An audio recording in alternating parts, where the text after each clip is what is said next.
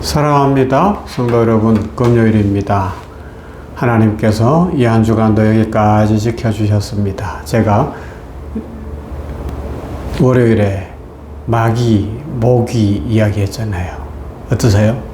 저는 모기 싫어요. 모기 소리 나면 자다가 자꾸 깨는데요.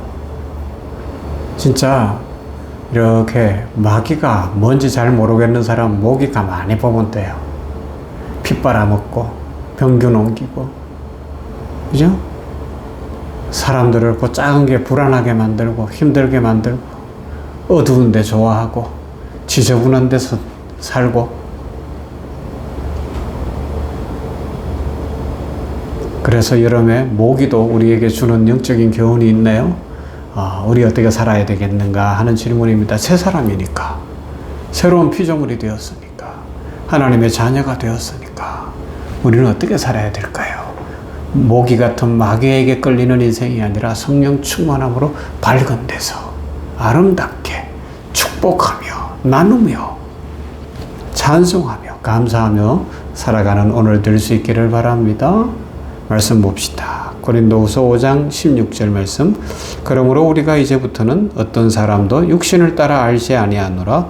비록 우리가 그리스도도 육신을 따라 알았으나 이제부터는 그같이 알지 아니하노라.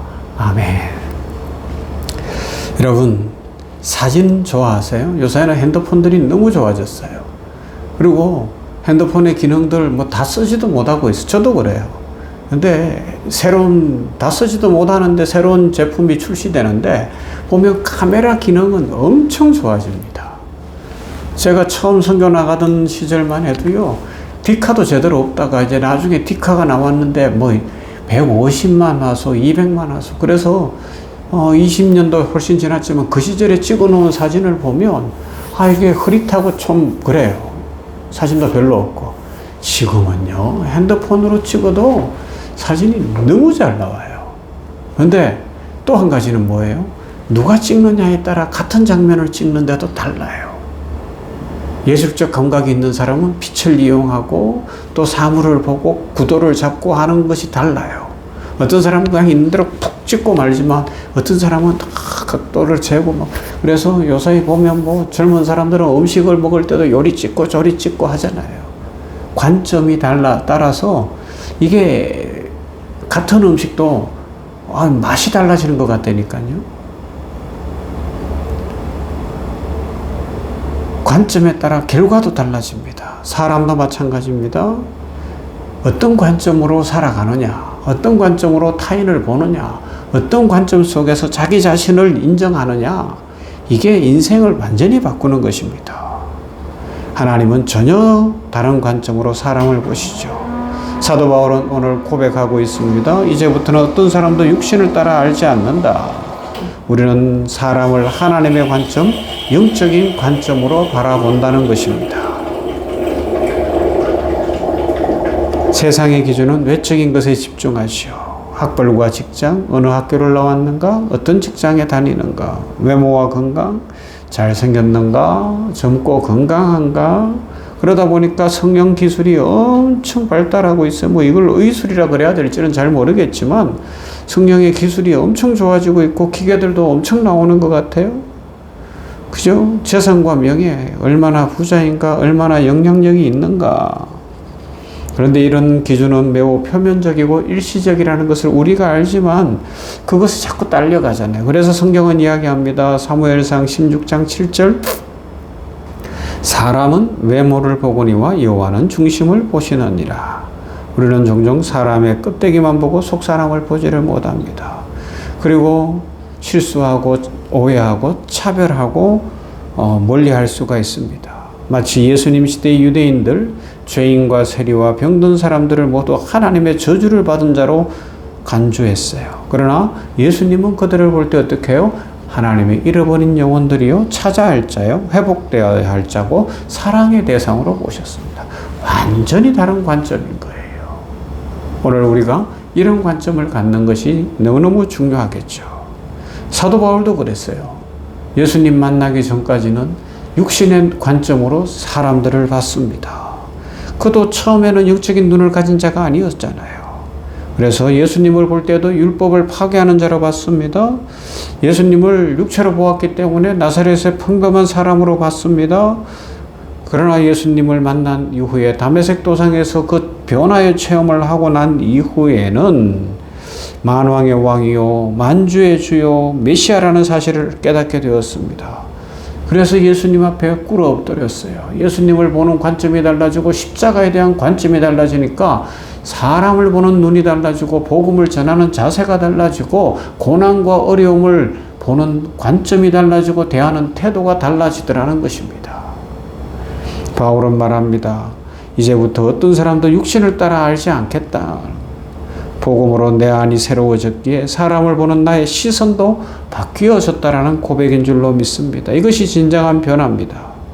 예수님을 진짜 만나면 내 존재뿐 아니라 내가 다른 사람을 대하는 태도도 달라집니다. 여러분, 우리 주변의 사람들을 어떻게 대하고 있습니까? 가끔 우리 직원 예배 드릴 때 당신은 사랑받기 위해 태어난 사람 축복하며 이렇게 하는 시간이 있는데 같은 부서들끼리도 앉아있고 이런 데 보면요. 앞에서 보면 옆에 사람들 같은 부서 사람인데 얼굴 한 번을 안 쳐다봐요. 축복송을 부르는데도. 그냥 안타까울 때가 있어요. 왜 저렇게 살아야 되나. 우리가 이전에 대하던 방식을 떨쳐버리고 한 형제요, 한 자매로 볼 수 있다면 상처를 주지 않고 위로해주고 힘을 줄 수 있다면 얼마나 인생이 복되고 이 세상이 아름다워질까 한번 꿈꾸어 보는 겁니다. 예수님이 보신 사람들의 모습 달랐죠. 세리를 볼 때 예수님은 어떻게 보셨어요? 도둑이 아니라 회복되어야 할 아브라함의 자손으로 보셨어요. 가늠한 여인은 정죄의 대상이 아니라 다시는 죄를 범하지 말라고 용서하시는 하나님의 사랑의 대상으로 보셨습니다. 베드로는 실수투성이 어부가 아니라 사람을 낚는 어부였습니다. 예수님의 눈은 죄를 넘어서서 가능성을 보고 상처를 넘어서 회복을 보고 회복의 이후에 일어날 새 역사를 바라보고 계셨습니다. 우리들에게도 이런 은혜를 주셨어요. 그런 주님이시기에 우리를 사랑으로 보셨고 용서하신 줄 믿습니다.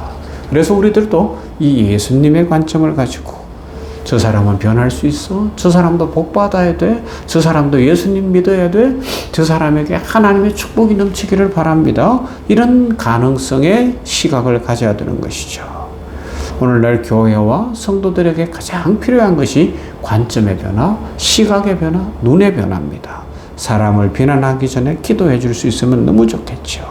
사람을 미워하기 전에 이해하려고 애쓴다면 천국이 이루어질 것입니다. 사람을 정죄하기 전에 하나님께서 그를 어떻게 보시는지를 보고 예수님이 그를 위하여서도 십자가를 지셨으며 용서가 무엇인지를 묵상해 본다면 내 인생이 더 풍성해지고 놀라운 일이 일어날 줄로 믿습니다. 그런 정도고든지 그리스도 안에 있으면 새로운 피조물이라고 말씀하지 않습니까?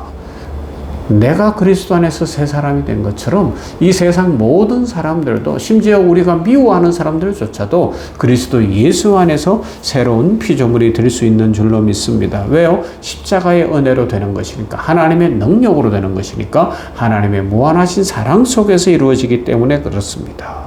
여러분, 우리가 예수 그리스도 안에서 하나님의 자녀가 되고 새로워졌습니다. 그렇다면 이제 우리의 시선이 달라지고 축복을 누릴 수 있어야 될 것입니다. 아버지 하나님 안에서 지금 우리의 이 세상이 왜 이렇게 암담하고 폭력적인지, 전쟁을 행하고 있고 막 경제력, 군사력으로 세계를 불안하게 만드는 이런 일이 왜 일어나고 있냐고요. 이 관점이 자기들만을 위하니까 그런 거 아니겠습니까? 그러나 하나님의 관점으로 세상을 본다면 이 땅에 평화가 임할 줄로 믿습니다. 이런 믿음을 가지고 우리 더 풍성한 인생, 내가 새 사람 되었으니 이 땅에 새 나라, 하나님 나라 이루어가며 다른 사람들을 축복하고 사랑하며 함께 복을 누리는 모두가 되시기를 주님의 이름으로 축원합니다. 사랑과 은혜가 풍성하신 아버지 하나님 감사합니다. 금요일 아침에 냉천골 아침 말씀 묵상하면서 지난 주일에 살펴본 말씀을 이제 오늘까지 5번에 다시 나누어 보면서 우리의 관점이 바뀌어야 복이 되다는 것을 오늘 다시 생각합니다. 사도 바울도 예수님 만난 이후에 예수님 보는 관점도 바뀌고 사람을 보는 관점도 바뀌고 고난에 대한 관점도 바뀌고 사명에 대한 관점이 바뀌었는데 우리들도 예수님 만났으니 관점이 바뀌고 시각이 달라져서 우리 주변에 사랑이 넘치고 기쁨이 넘치고 감사가 넘치고 용서가 넘치고 평화가 이루어지게 하여 주시옵소서. 지구촌 전체에 긍휼을 베푸시고 전쟁이 그치게 하시고 이 어렵고 힘든 때에 서로 나누고 베풀며 살게 하여 주시옵시고 아버지 하나님이여 미워하고 증오하는 것이 아니라 용서하고 사랑할 수 있도록 이 땅에 긍휼을 베풀어 주시옵소서. 오는 주일을 축복해 주시고 하나님 복 주시되 샘병원 교회가 부흥케 하시며 아버지 하나님이여 하나님의 영광을 예배하며 하나님의 축복을 누리게 하여 주시옵소서. 오늘도 이 말씀으로 나아가는 모든 성도들 위해 하나님의 축복이 풍성히 임할 것을 믿고 감사드리며 예수님 이름으로 기도하옵나이다. 아멘. 찬송합니다. 320장입니다. 나의 죄를 정케 하사.